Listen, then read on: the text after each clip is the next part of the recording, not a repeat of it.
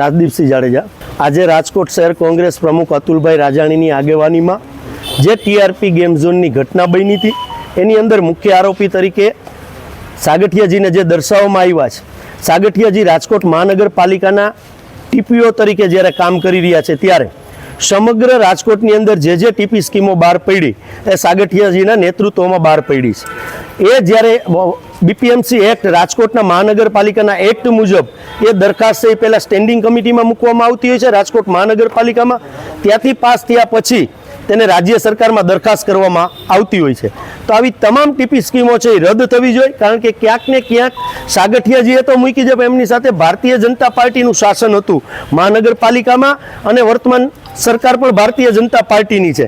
તો જો ભારતીય જનતા પાર્ટી એમ કહેતી હોય કે અમારો એક પણ માણસ આમાં ભ્રષ્ટાચારમાં સામેલ નથી તો દૂધનું દૂધ અને પાણીનું પાણી થઈ જાય। તમામ ટીપી સ્કીમો રદ કરવી જોઈએ અને આમાં જે લોકો સંડોવાયેલા હોય, ભારતીય જનતા પાર્ટીના હોય કે અધિકારીઓ હોય, બધા ઉપર કાર્યવાહી થવી જોઈએ। સ્પષ્ટ માંગ સાથે આજે રાજકોટ કલેક્ટરશ્રીને શહેર કોંગ્રેસ વતી અમે આવેદનપત્ર પાઠવેલ છે।